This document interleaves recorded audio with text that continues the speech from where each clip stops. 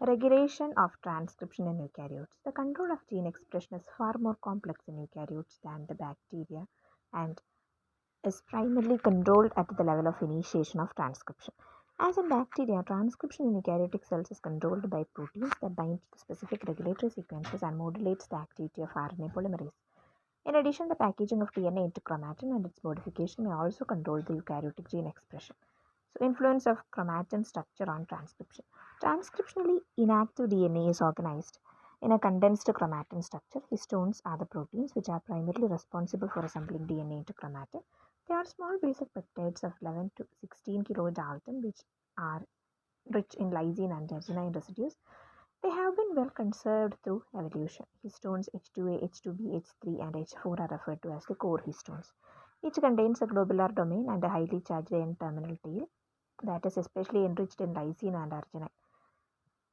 The core histones interact with each other to assemble a structure called the nucleosome, which is the fundamental repeating unit of metazoan chromatin. If a fragmented chromosome is solubilized at very low salt concentrations, it appears as a series of beads on a string. The nucleosomes are the beads where the DNA is the string. General transcription factors responsible for transcription seem unable to assemble onto a promoter that is packed in a conventional nucleosome. The local alterations in chromatin structure facilitate the assembly of the general transcription factors and the RNA polymerase homologue at the promoter. Two most important ways for alternating chromatin structure locally are covalent histone modifications and nucleosome remodeling. Covalent histone modifications, histone acetylation and deacetylation control chromatin activity. Specific lysines in the tails of histones are often found to be acetylated in the chromosomal regions containing genes that are active or potentially active. Enzymes that are acetylase histones are called histone acetyl transferase. Acetylation appears to function at several levels to influence gene expression. One of the first HAT discovered was P55 in tetrahymena. HATs function as transcriptional co-activators due to loss of positive charges. When the charged LYS side chains are modified, the affinity between histones and DNA have reduced. The net effect is that RNA polymerase and transcription factors find it easier to access the promoter region. So histone deacetylase or HDAs have the opposite effect of removing acetyl groups and promoting transcriptional repression. HDACs like HAT are continued in multi-protein complexes. Acetylation is not the only type of histone modification. Methylation and phosphorylation also reversibly modifies histones. Histone methylation is carried out by methyl transferase targeting certain ARG and LYS residues in histone H3 and H4. Histone LYS methylation acts as a side signal for transcription repression. And nucleosome remodeling. The second type of chromatin modification that can influence genome expression is nucleosome remodeling. Nucleosome remodeling does not involve covalent modification to histone proteins. Remodeling is induced by a energy-dependent process that weakens the contact between the nucleosome and the DNA with which it is associated. So remodeling in the strict sense involves a change in the structure of the nucleosome but not change in its position. In some cases, the remodeling can involve cis and trans displacement that involve movement of nucleosome. ATP-dependent chromatin remodeling responsible for nucleosome remodeling. One of them is SWI-SNF, which is made up of greater than 10 proteins. In addition to carrying ATPase domains, it exhibits bromodomains which interact with acetylated LYS residues in histones. In DNA methylation in eukaryotes function in gene regulation. 5-methylcytosine is the only methylated base in most eukaryotic DNAs, including vertebrates. This methylation is catalyzed by enzyme DNA methyltransferase. The methylation pattern is not random. This modification occurs largely in the GC dinucleotide of various palindromic sequences. GC is present in the vertebrate genome at only about 1/5 of its randomly expected frequency. The upstream regions of many genes, however, have normal GC frequencies and are therefore known as CpG islands. Cytosine methylation is relatively rare in lower eukaryotes, but in vertebrates, up to 10% of the total number of cytosine bases are methylated, and in plants, up to 30%. Two types of methylation have been reported: maintenance methylation and de novo methylation. In maintenance methylation, addition of methyl groups occurs in a newly synthesized strand of DNA at positions opposite methylated sites on the parent strand. The maintenance actively ensures that the two daughter DNA molecules retain the methylation pattern of the parent molecule. In de novo methylation, addition of methyl groups occur at totally new positions. DNA replication, maintenance methylation, new strand, parent strand. Then maintenance methylation, de novo methylation. In case of maintenance methylation, addition of methyl groups occur in newly synthesized strand of DNA at positions opposite methylated sites on the parent strand. In de novo methylation, addition of methyl groups occur at totally new positions. DNA methylation switches off eukaryotic gene expression, particularly when it occurs in the promoter regions upstream of gene's transcribed sequence. The way in which DNA methylation prevents gene expression is poorly understood. However, in many cases, DNA methylation is recognized by a family of proteins that contain a conserved methyl CpG binding domain, or MBD. Since the methyl groups of M5C residues extend into dsDNA's major grooves, MBDs can bind to them without perturbing DNA's double helical structure. MBDs containing proteins inhibit transcription of their bound protein methylated genes by recruiting protein complexes that induce the alternation of the local chromosome structure in a way that prevents the transcription of the associated gene. An important regulatory role of DNA methylation has been established in the phenomenon known as genomic imprinting, which controls the expression of some genes involved in the development of mammalian embryos. In most cases, both the paternal and maternal alleles of genes are expressed in diploid cells. However, there are few imprinted genes whose expression depends on whether they are inherited from the mother or from the father. In some cases, only the paternal allele of an imprinted gene is expressed and the maternal allele is transcriptionally inactive. For other imprinted genes, the maternal allele is expressed and the paternal allele is inactive. DNA methylation is involved in genomic imprinting. Imprinting is controlled by imprint control elements, DNA sequences that are found within a few kilobases of clusters of imprinted genes. These centers mediate the methylation of the imprinted regions. An example of an imprinted gene in human is IGF2, which codes for a growth factor. Only the maternal gene is active because of the chromosome inherited from the mother. Various segments of DNA in the region of IGF2 are methylated, preventing expression of the copy of the gene. Then fruit printing assay. DNase-1 food printing assay is a method of studying DNA-protein interaction and identifying the DNA sequence to which a protein binds. The DNase-1 food printing assay measures the ability of a protein to protect a radio-labeled DNA fragment against digestion by DNase-1. DNase-1 is an endonuclease with little sequence specificity that will cut almost anywhere within a DNA molecule. Treatment of free DNA with just enough DNase-1 to cut on average once per molecule generates a population of fragments of all possible sizes that appear as a continuous ladder when resolved according to size on a denaturing gel. If a protein 1 binds with the DNA at a particular site, then this protects that site against digestion by DNase-1. As a consequence, a gap or footprint appears in the ladder of DNA molecule. The position of the footprint reveals where on the DNA molecule the protein X has bound. Then chemical cleavage agents are sometimes used for footprinting instead of DNase-1. DNase-1, then protein protects DNA from digestion, no protein protects. So footprint is also there. Gel electrophoresis. So DNase-1 footprinting assay. X represents the protein having specific binding site on DNA. Then band shift assay.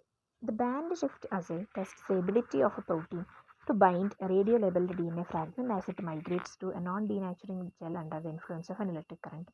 Binding of the protein will reduce the motility of the DNA if the fragment travels further in the absence of protein than it does in its presence. One can conclude that the protein has affinity for that piece of DNA. Then different proteins may retard a fragment to different extents depending on their size and shape. If two proteins bind to the same piece of DNA, they will reduce its mobility even further. The band shift assay is very popular because it is easy, quick, versatile, and very sensitive. However, it does not reveal where a protein is binding within a particular DNA fragment. Band shift assays are also often referred to as gel shift, gel retardation, or electrophoretic mobility shift assays. Protein DNA complex, free DNA. How could the EMA SA assay. Once again, I am going to read this. Band shift assay tests the ability of a protein to bind a radio-labeled DNA fragment as it migrates to a non-denaturing gel under the influence of an electric current. How could the EMSA assay be used to measure DNA binding affinities of a purified protein? Titrate a completing unlabeled oligo against the labeled oligo to obtain a relative affinity value for the specific site. A high affinity of DNA binding protein will require a large amount of unlabeled competing oligo before a decrease in EMSA signal is observed.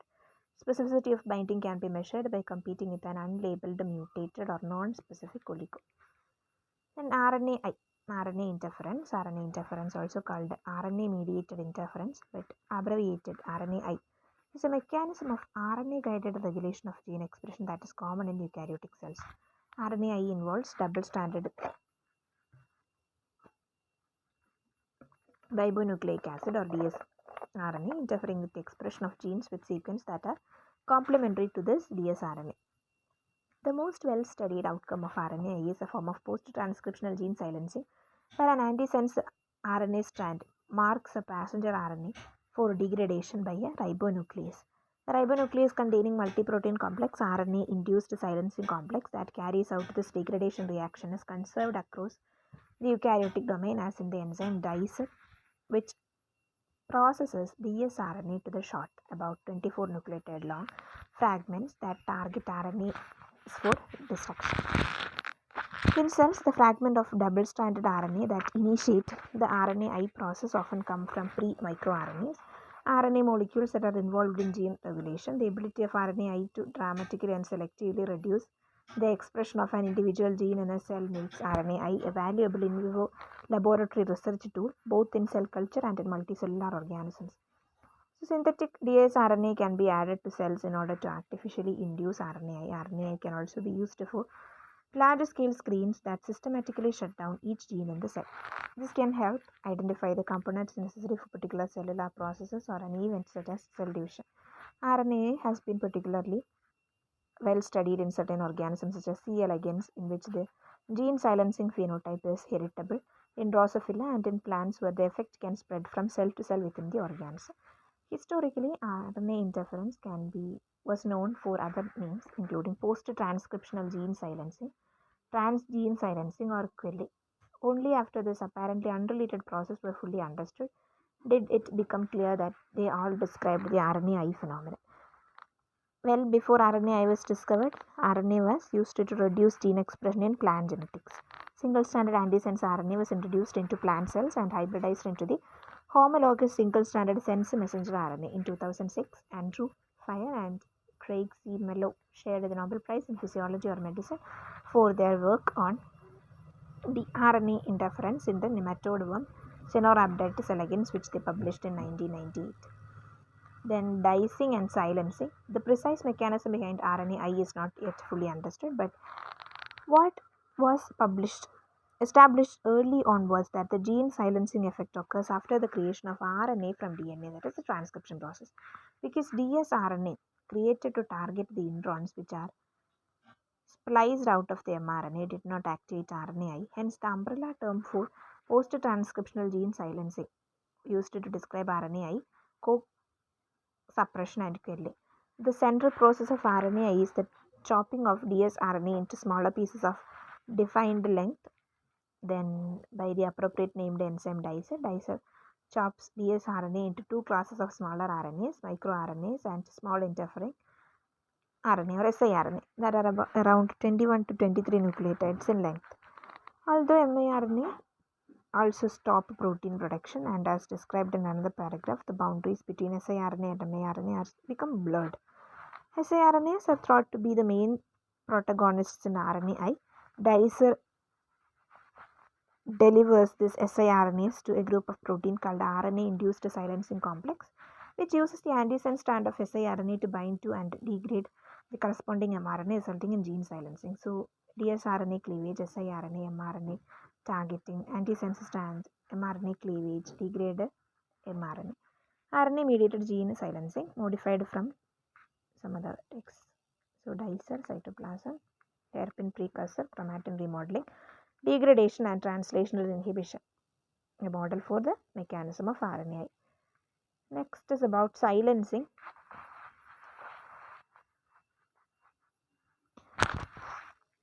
Silencing triggers in the form of double-stranded RNA can be presented in the cell as synthetic RNA replicating viruses or can be transcribed from nuclear genes. These are recognized and processed into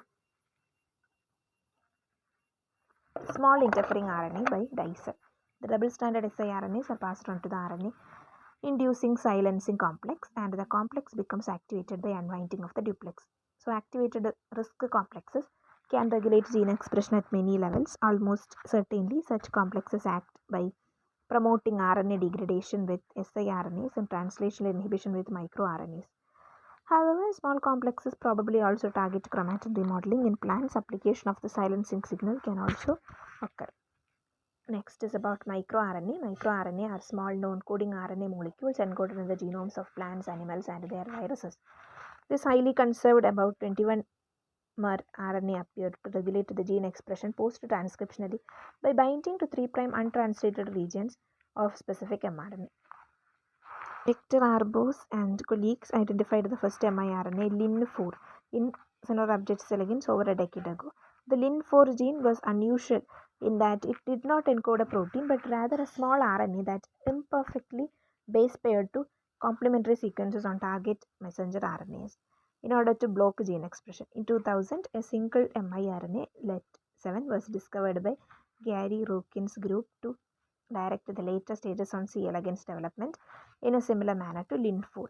Several research groups have provided evidence that miRNA may act as a key regulator of processes as diverse as early development, cell proliferation and cell death, apoptosis and fat metabolism, cell differentiation and brain development.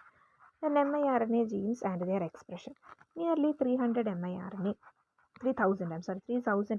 genes from species including primates, rodents, birds, fish, worms, flies, plants, and viruses are discovered. The sequence of many miRNAs are analogous among organisms, suggesting that miRNA represent a relatively old and important regulatory pathway. Most of the genome sequences remodeling miRNA occur in areas of the genome that are not associated with non-genes. Many are found in fragile sites in human chromosomes and appear to be independently transcribed. Other miRNAs are encoded in introns of primary mRNA transcripts. Typically, they are encoded in the same orientation as the parent transcript, indicating the transcription of this class of miRNA gene is driven by the mRNA promoter. In Drosophila, most miRNA genes are found in clusters within the genome. Clustered miRNA genes are expressed as multicystronic transcripts, which are then processed to become mature mRNA. A multi-step process regulates the excision and activation of mature single-stranded miRNA from precursor transcripts.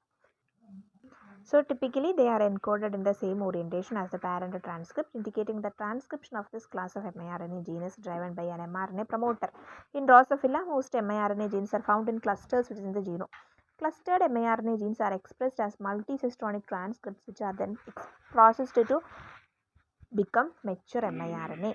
A multi-step process regulates the excision and activation of mature single-stranded miRNA from precursor transcripts. And later we are going to learn about transcription of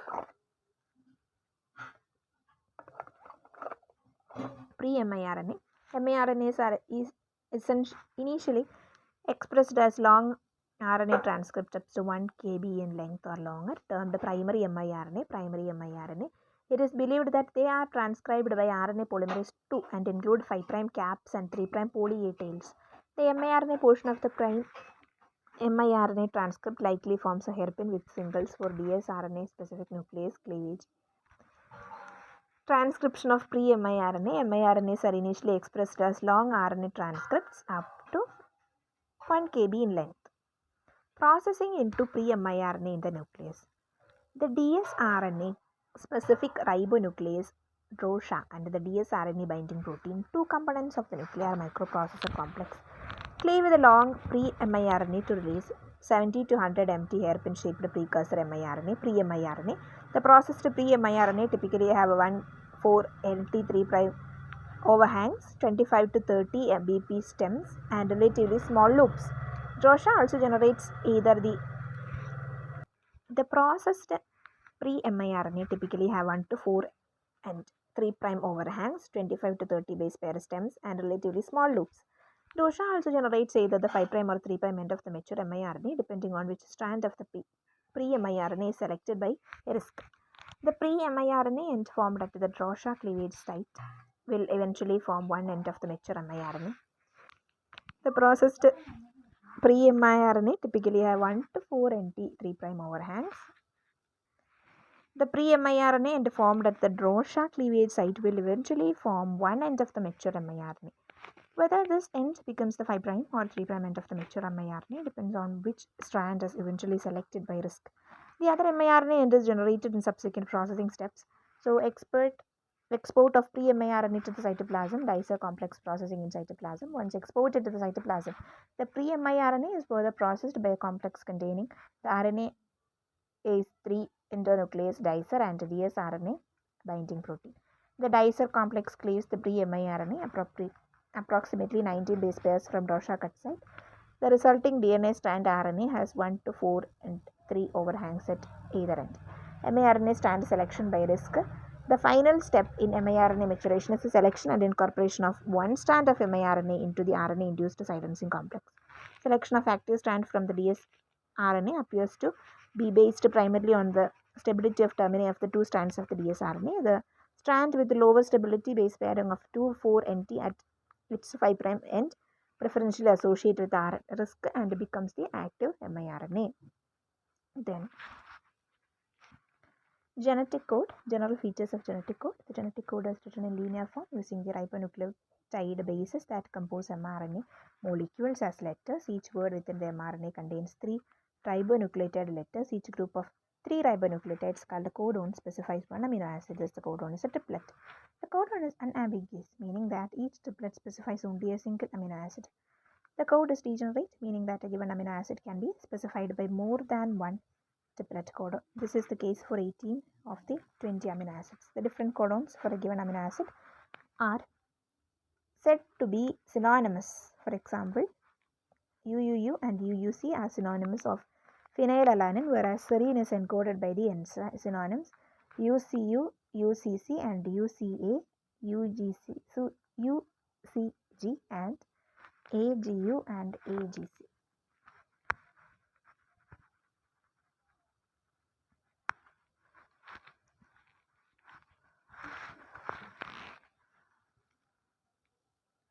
The code contains start and stop signals, certain triplets that are necessary to initiate and to terminate translation. Out of 64 codons, 3 do not code for any amino acid and are called stop or termination codons. No internal punctuation commas used in the code. Thus, the code is said to be commaless. Once translation of mRNA begins, the codons are read one after the other with no breaks between them. The code is non-overlapping. After translation commences, any single ribonucleotide at a specific location within the mRNA is part of any one triplet. It is used to describe the genetic code as a universal code, meaning that the same code is used throughout all life forms. This is not strictly true. There is few examples of context-dependent codons also. For example, UGA, a stop codon, also codes for 21 first amino acid selenocysteine in some nuclear encoded mRNA. The code is nearly universal with only minor exceptions. A single coding dictionary is used by almost all viruses, prokaryotes, archaea, and eukaryotes. Some differences in the genetic code have been found, especially in mitochondria, chloroplasts, some protozoans, and others.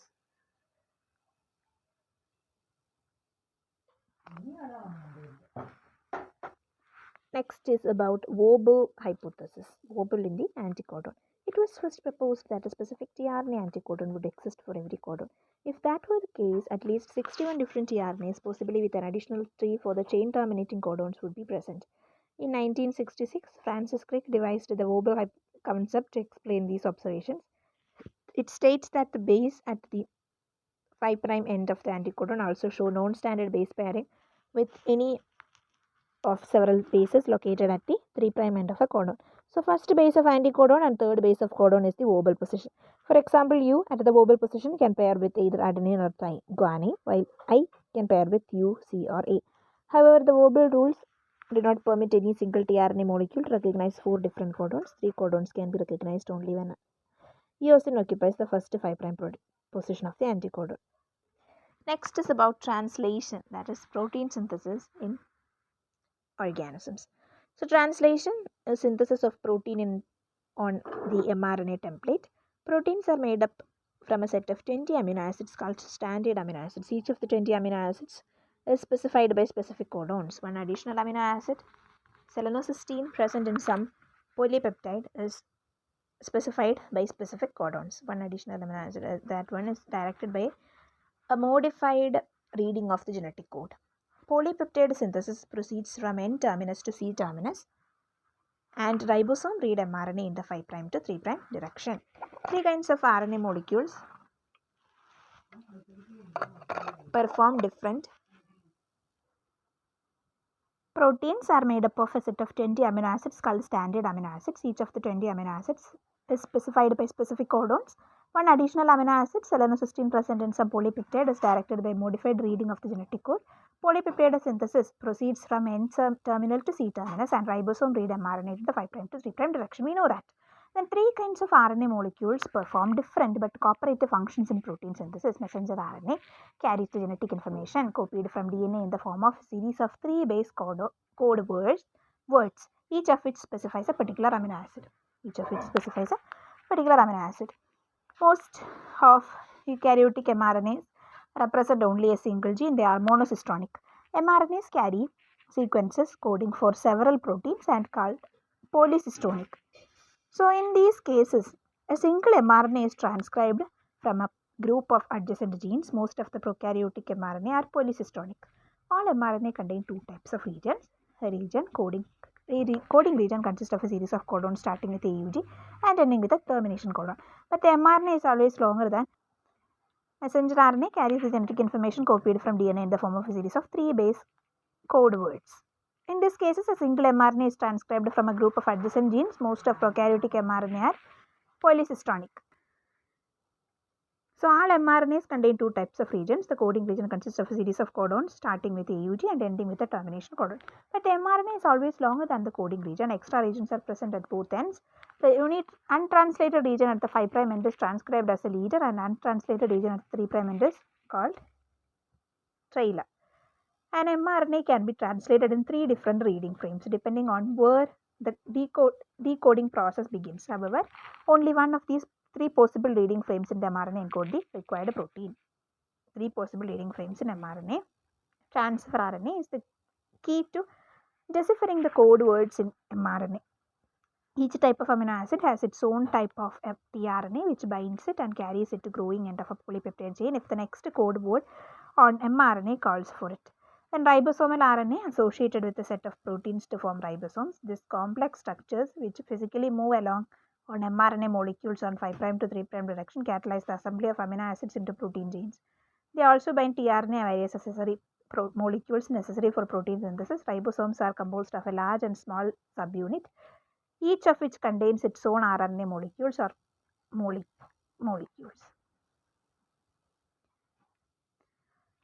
The attachment of amino acids to tRNA is the function of the group of enzymes called amino-acyl tRNA synthetase. Amino-acyl tRNA synthetase, activities of amino acids and attachment to tRNA. Amino-acetylation, we are going to learn that. That is activation of amino acid and attachment to tRNA. The attachment of amino acids to tRNA is the function of a group of enzymes called amino-acyl tRNA synthetase. Amino-acyl tRNA synthetase activate amino acids by covalently linking them to tRNAs. When a tRNA is charged with the amino acid corresponding to its anticodon, it is called amino-acyl tRNA. Amino-acyl tRNA synthetase catalyzes this reaction in 2 steps. In first step, an activated amino acid intermediate is formed by reaction between the amino acid and ATP. And in the second step, the amino acid is referred to as the 3' end of the tRNA, the link being formed between the COH group of amino acid and the OH group attached to either the 2' or 3' carbon on the sugar of the last nucleotide. Once again, I am going to read this. In first step, the activated amino acid intermediate is formed by reaction between an amino acid and ATP, and in the second step, the amino acid is transferred to the 3' end of the tRNA, the link being formed between the COH group of amino acid and the OH group attached to either the 2' or 3' carbon on the sugar of the last nucleotide, which is always an adenine. In Aminoacetylation. The amino acid is linked to tRNA by a high energy bond and thus is said to be activated. Then overall aminoacyl reaction, aminoacyl plus tRNA plus ATP, aminoacyl tRNA synthase, aminoacyl tRNA plus ATP, AMP plus PPI. With a few exceptions, organisms have 20 aminoacyl tRNA synthetase, one for each amino acid. Attachment of the appropriate amino acid to a tRNA is catalyzed by a specific aminoacyl tRNA synthetase. Each of the 20 different synthetases recognizes one amino acid and all its compatible or cognate tRNAs. These coupling enzymes link an amino acid to the free 2' or 3' hydroxyl of the adenosine at the 3' terminus of tRNA molecules by ATP requiring action. So, how do synthetases choose their tRNA partners? Synthetases recognize the anticodon loops and accept the stems of transfer RNA molecules. The 20 amino acyl tRNA synthetases fall into two distinct groups, class 1 and class 2. Class 1 enzymes attach the amino acids to the 2' OH group of the terminal nucleotide of the tRNA, whereas class 2 molecules attach the amino acid to the 3' OH group. Along with that, aminoacylation of the tRNA by its cognate aminoacyl tRNA synthetase. An aminoacyl tRNA synthetase first couples a specific amino acid via a high energy ester bond to either the 2' or 3' hydroxyl of the terminal adenosine in the corresponding tRNA. The anticodon in the tRNA then base pair with the codon in the tRNA specifying the attached amino acid. The ribosome acts like a small migratory factory. The ribosome acts like a small migratory factory. Ribosomes are ribonucleoprotein particles that contain rRNA and R proteins. Each ribosome is made up of two subunits, large and small subunit. Each of the ribosome subunits contains rRNA and a number of small proteins. In E. coli, a small 30S subunit consists of 16S rRNA and 21 R proteins. The large 50S subunit contains 23S rRNA, a small 5S RNA and 31 proteins. The cytosolic ribosomes of eukaryotes are larger than those of bacteria. The total content of both RNA and protein is greater. The major RNA molecules are longer, called 18S and 28S rRNAs. There are many more proteins. The large 16S subunit contains 28S rRNA, the small 5S rRNA and 5.8S rRNA and about 50 proteins. The small 40S subunit consists of the 80S rRNA and 33 R proteins. The ribosome has 3 tRNA binding sites. An amino acyl tRNA enters the A site. Peptidyl tRNA, a tRNA containing the nascent polypeptide chain, is bound in the P site. Deacylated tRNA lacking any amino acid exists via the E site. E site, P site, A site, large ribosomal subunit, small ribosomal subunit. And protein synthesis involves 3 steps like initiation. Initiation involves binding of small ribosomal subunit to mRNA and then it is joined by the 50S subunit. It involves a reaction that precedes formation of the peptide bond between the first 2 amino acids of the protein. Then elongation. Elongation includes also reactions from synthesis of the first peptide bond to addition of the last amino acid. Then termination. Termination includes the steps that are needed to release the completed polypeptide chain and the dissociation of the ribosome from mRNA. Then initiation of protein synthesis in bacteria involves association of 30S and 50S subunits. The small and large subunits associated the ribosome binding site as short sequence of bases that precede the coding region to form an intact ribosome. The ribosome binding site, also called the Shine-Delgado sequence, is a short Shine-Delgado sequence as a short polypurine sequence. 5' AGG U 3', centered about 10 base pair upstream of the initiation codon. The Shine-Delgado sequence is complementary to region at the 3' end of the 16S rRNA and the one present in the small subunit, and it is thought that the base pairing between the two is involved in the attachment of the small subunit of the mRNA. So, synthesis of all proteins starts with the same amino acid, methionine. In E. coli and in most other prokaryotic organisms, the first amino acid in any newly synthesized polypeptide is N-formyl methionine. It is inserted not by tRNA methionine, however, but by an initiation tRNA called tRNA F-met. This initiation tRNA has a normal methionine anticodon but inserts N-formyl methionine rather than methionine. In E. coli, AUG and GUG and on rare occasions UUG serve as initiation codons. When one of these triplets is present in the initiation position, it is recognized by N-formyl methionine tRNA and the methionine appears as the first amino acid in the chain. The meaning of AUG and GUG codons depend on their context. When the AUG codon is inserted for initiation, it is read as formyl methionine. When used within the coding region, it represents methionine. However, when GUG codons present as a first codon, it is read as formyl methionine, but when present within a gene, it is read by valine tRNA. And in addition to mRNA, ribosomes and specific tRNA molecules, initiation require the participation of several factors, namely initiation factors. Bacteria use 3 initiation factors, namely IF1, 2, and 3. IF1 function is unclear, but IF2 directs the initiated tRNA methionine to its correct position in the initiation complex. It has a ribosome-dependent tRNA GTPase activity. The GTP is hydrolyzed when the 50S subunit joins to generate a complete ribosome. And IF3 binds to the free 30S subunits and prevents premature reassociation of the large and small subunits of the ribosome. The second function of IF3 controls the ability of 30S subunits to bind to mRNA. Small subunits must have IF3 in order to form initiation complexes with mRNA.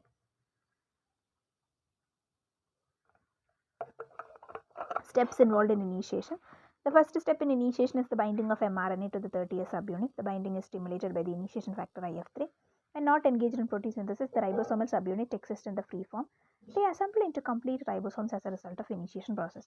The initiation factor IF2 binds to GTP and to the initiator F-met tRNA and stimulates the binding of F-met tRNA to the initiation complex, leading the F-met tRNA into a P site, peptidyl site of ribosome. Each tRNA lies in a distant site on the ribosome. An incoming amino acid tRNA binds to the A site, amino acid site, and one codon represents the most recent amino acid to have been added to the nascent polypeptide chain lies in the P site. This site is occupied by peptidyl tRNA, a tRNA containing nascent polypeptide chain. A ribosomal protein splits the GTP bound to IF2, helping to drive the assembly of the 2 ribosomal subunits. At this stage, the factor IF2 and IF3 are released. The exact role of IF1 is not completely clear, although it seems to take part in recycling of the ribosome. Then initiation of protein synthesis in eukaryotes resembles the process in bacteria with minor differences. Eukaryotic 40S subunits find their ribosome binding site for initiating protein synthesis on mRNA in quite a different way. In eukaryotes, small subunits first recognize the methylated cap that marks the 5' end of the mRNA and then scan along the sequence until it locates the initiation codon, where they are joined by the large subunit.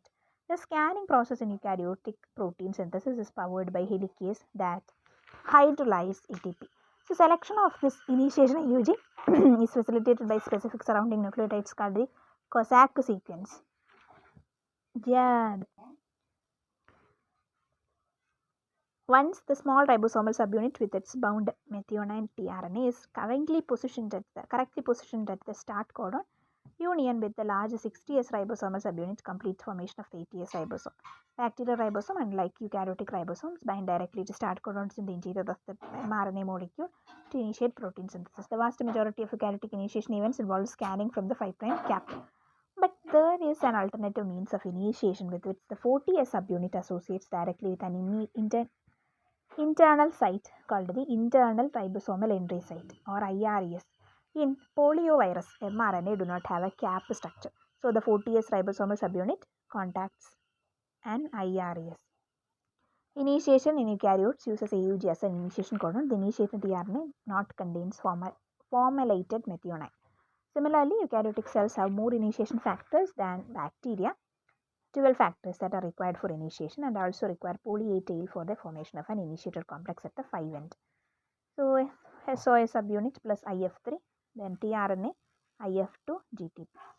Then bacterial initiation of protein synthesis. The 3 initiation factors IF1, IF2, and IF3 bind to the small subunit of the ribosome. The 30S subunit binds with the mRNA, which is guided by SD sequence. Addition of the large 50S ribosomal subunit is accompanied by release of the protein factors and hydrolysis of IF2 GTP to yield the complete 70S initiation complex, SD Shine-Delgado sequence. Next is elongation. Elongation is a cyclic process on the ribosome in which one amino acid at a time is added to the nascent polypeptide chain. The peptide sequence is determined by the order of the codons in the mRNA. Ribosome elongate polypeptide chains in 3 stages: decoding, in which the ribosome selects and binds an amino acid tRNA whose anticodon is complementary to the mRNA codon in the A site. Transpeptidation, in the sense in which the peptidyl group on the P site of tRNA is transferred to the amino acid group in A site through the formation of peptide bond. And translocation, in which is A site and P site tRNA are respectively transferred to the P site and E site accompanied by their bound mRNA. mRNA together with its base pair tRNA is reached through the ribosome by one codon. The process of elongation in bacteria is aided by the three protein factors called elongation factors EFTU, EFTS and EFG. EFTU directs the next tRNA to its correct position in the ribosome. EFTS regenerates EFTU after the latter has yielded the energy contained in its attached GTP molecule. Then mediates translocation. Either EFG. Then process of polypeptide chain elongation on a ribosome. Elongation factor EFTU mediates the entry of amino acid tRNA into the A site. To do so, EFTU first binds to GTP. This activated EFTU GTP complex binds to the tRNA. Next, hydrolysis of the GTP of the complex of GDP helps drive the binding of the amino acid tRNA to the A site, at which point the EFTU is released, leaving the new tRNA in A site. Elongation factor TFTS. EFTS mediates the release of EFTU GDP from the ribosome and the regeneration of EFTU GTP. The carboxyl end of the polypeptide chain is uncoupled from the tRNA molecule in the P site and joined by a peptide bond to the amino acid linked to the tRNA molecule in the A site. This reaction of protein synthesis is catalyzed by a peptidyl transferase enzyme. The amino group of amino acid tRNA attack the carbonyl group of the ester linkage of the peptidyl tRNA to form a tetrahedral intermediate. This intermediate collapses to form a peptide bond and release the deacylated tRNA. So, peptidyl transfer is an integral part of the large subunit of ribosome. Peptide bond formation involved an acyl group O to N migration and converts an ester to amide. In bacteria, peptidyl transferase activity can be described in the 50S ribosomal subunit, and several ribosomal proteins are thought to play a role in activity. The primary activity of peptidyl transferase, however, is a ribozyme activity encoded in the 23S rRNA. The new peptidyl tRNA in the A site is relocated to the P site as the ribosome moves exactly 3 nucleotides along the mRNA molecule, going in the 5' to 3' direction. The step is mediated by the elongation factor EFG, also called translocase, and is driven by the splitting of ATP to GTP. This reaction releases the uncharged tRNA from the P site and transfers the newly formed peptidyl tRNA from A site to the P site. The uncharged tRNA on the P site moves to a third position, the E or exit site of ribosome. Each ribosome has 3 amino acid tRNA binding site: A site, P site, and E site. E site transiently binds the outgoing deacylated tRNA.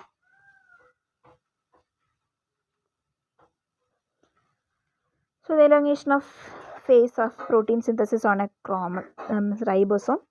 The 3-step cycle shown is repeated over and over during the synthesis of a protein chain. An amino acid tRNA molecule binds to the A site on the ribosome in step 1. A new peptide bond is formed in step 2, and the ribosome moves in a distance of 3 nucleotides along the mRNA chain in step 3, ejecting the old tRNA molecule and resetting the ribosome so that the next amino acid tRNA molecule can bind. Then termination. Protein synthesis ends when one of the 3 termination codons UAA and UGA is reached. The UAG triplet is called amber codon, UAA is the ochre codon, and the UGA is called the opal codon. Amber, ochre, and opal. AO. So A site is now entered not by a tRNA but by a protein release factor. Bacteria have 3 of this: release factor 1, which recognize termination codons 5' UAA 3' and 5' UAG 3'. RF2, which recognizes 5' UAA 3', and RF3 related to the elongation factor RFG, which stimulates release of RF1 and RF2 from the ribosome after termination in a reaction requiring energy from the hydrolysis of GTP. Then release factor RF1 recognizes the termination codon.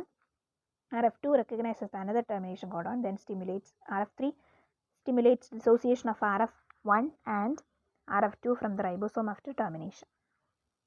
The release factor termination translation, but they do not appear to be responsible for dissociation of the ribosomal subunit. This is the function of an additional protein called ribosome recycling factor or RRF. This factor acts together with EFG in a reaction that uses hydrolysis of GTP. RRF probably enters the P or A site and unlocks the ribosome. Dissociation requires energy, which is released from GTP by EFG or one by elongation factor, and also requires the initiation factor IF3 to prevent the subunits from attaching together again. Release factor. Then rates and energetics of translation. At 30 degrees Celsius, an E. coli ribosome can synthesize a 300 residue polypeptide chain in about 20 seconds. The energy cost for this process is high. 2 ATPs are required to charge the RNA because an ATP is cleaved to AMP and PPI, and PPI is subsequently hydrolyzed. 1 GTP is needed for initiation. Total N1 GTP are required to form the N1 peptide bond. In the EFTU GTP hydrolysis steps, similarly N1 GTPs are necessary for the N1 translocation steps. Finally, 1 GTP is required in termination. So, for synthesis of polypeptide of 100 amino acid residues, 400 ATPs and GTPs are required. For 1 amino acid residue, incorporation polypeptide chain 4 ATP or GTP. So, antibiotics and toxins associated with this. Protein synthesis is the target of a wide variety of naturally occurring antibiotics and toxins. Mechanism of action of some common antibiotics and toxins which inhibit protein synthesis in prokaryotes and eukaryotes are described below. Streptomycin, a basic trisaccharide, binds with 30S subunit on the bacterial ribosome and causes misleading of mRNA at relatively low concentrations.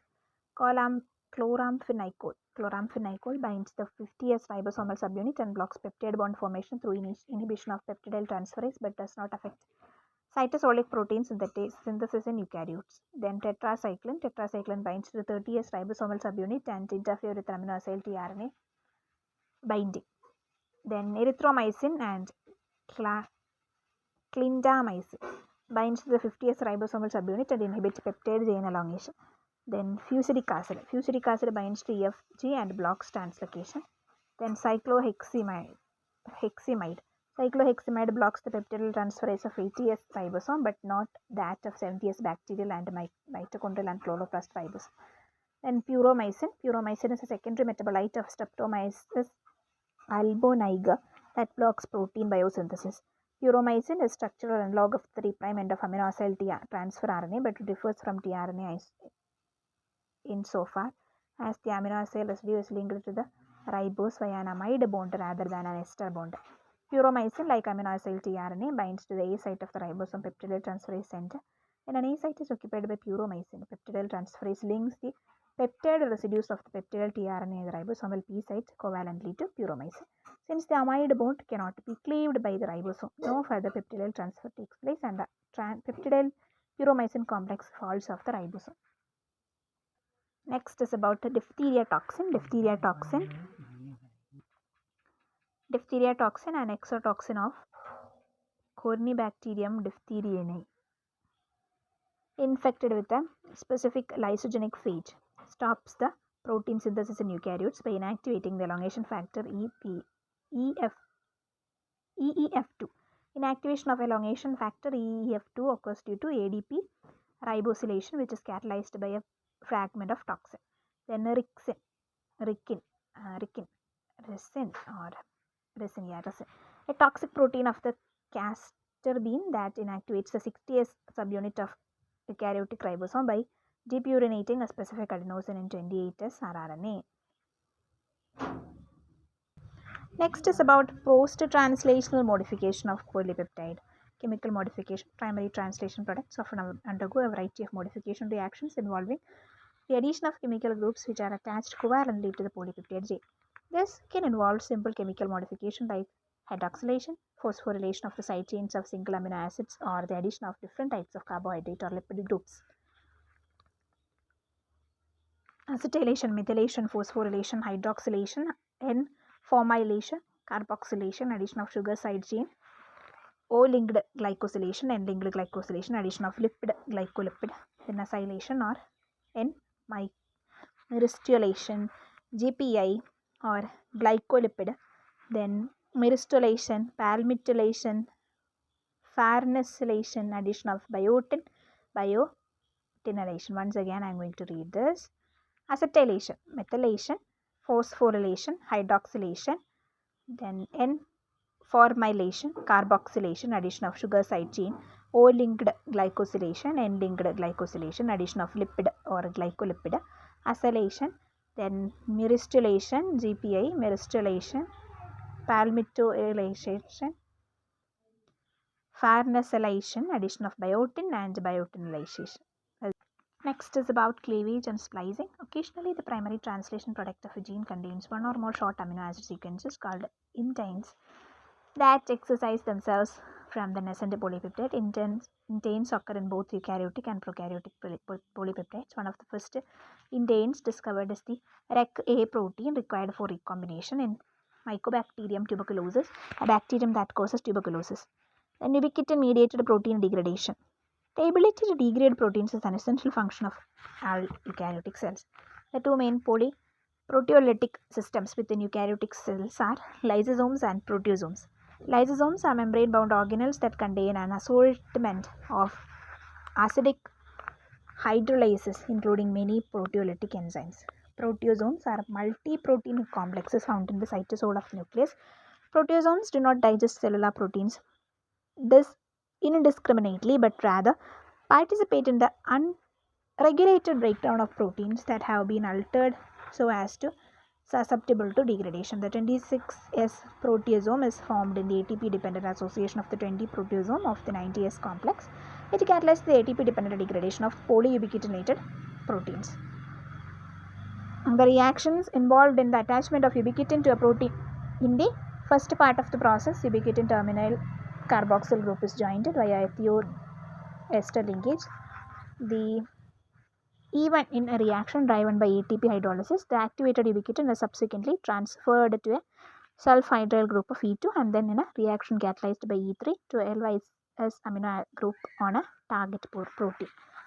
So, ubiquitination of substrates. The most well-established means of targeting proteins to proteasomes is by their modification with chains of ubiquitin.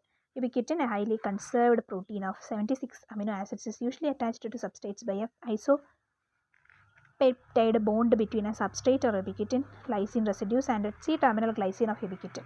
In most organisms, a single even ubiquitin activating enzyme becomes covalently linked to free ubiquitin through the free C-terminal residue of ubiquitin in an enzyme-dependent manner. The activated ubiquitin is subsequently transferred to a cytosine in a E2 ubiquitin conjugate enzyme. Then E3 ubiquitin protein ligase transfers an activated ubiquitin from E2 to LYS amino group of its target protein, forming a isopeptide bond. So, ubiquitinated protein is proteolytically degraded to short proteins in an ATP-dependent process mediated by proteasome.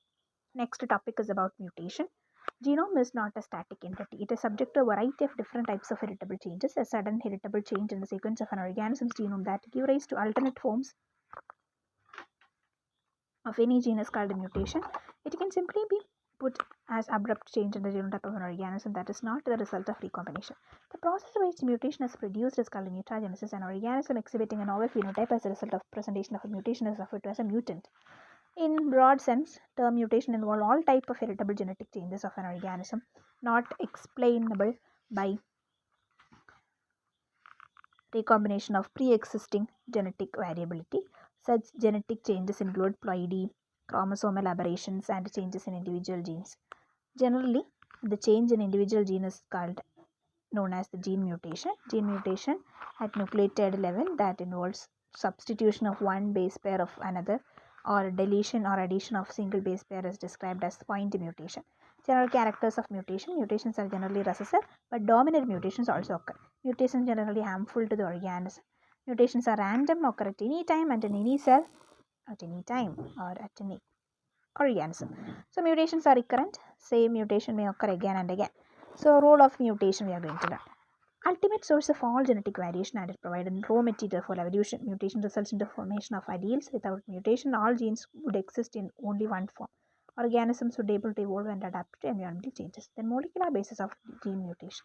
Mutations arise in two ways. Some mutations are spontaneous, that occurs without treatment of the organism with an exogenous mutation. Mutagen is an agent that leads to an increase in the frequency of occurrence of mutations. Spontaneous mutations account for the background rate of mutation and are presumably the ultimate source of natural genetic variation that is seen in populations. So, spontaneous mutation can occur because of replication errors or can arise as a consequence of lesions that are introduced in DNA during normal growth of cell. Other mutations called induced mutations arise because a mutagen has reacted with the parent DNA, causing a structural change that affects the base pairing capability of the altered nucleotide. Spontaneous mutations arise from a variety of sources, including errors in DNA replication, spontaneous lesion, and transposition of transposable genetic elements. So, errors in DNA replication, once again, each of the common base in DNA can spontaneously undergo transient rearrangement of bond. A protein shift to nitrogenous base from one of its rare tautomeric form termed tautomeric shift. Formation of the tautomer of any base alters its base pairing properties. The more stable keto forms of thymine and guanine and amino forms of adenine and cytosine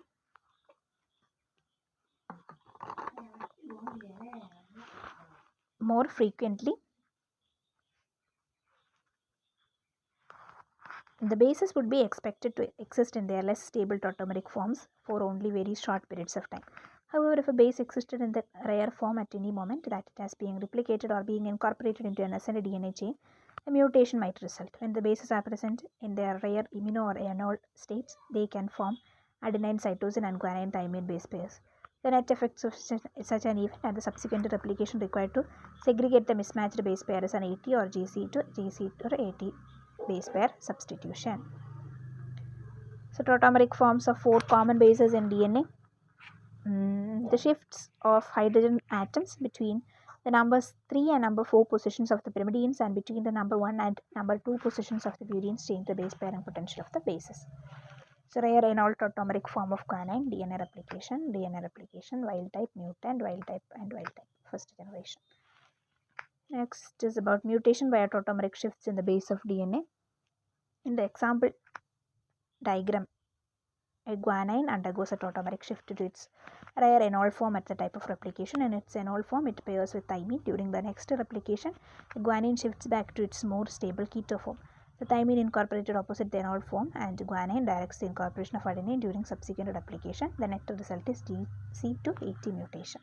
Next portion, error during replication may result in substitution mutation, also known as point mutation, simple mutation, or single site mutation or frame shift mutation. This will be explained with the help of next video. Thank you for listening.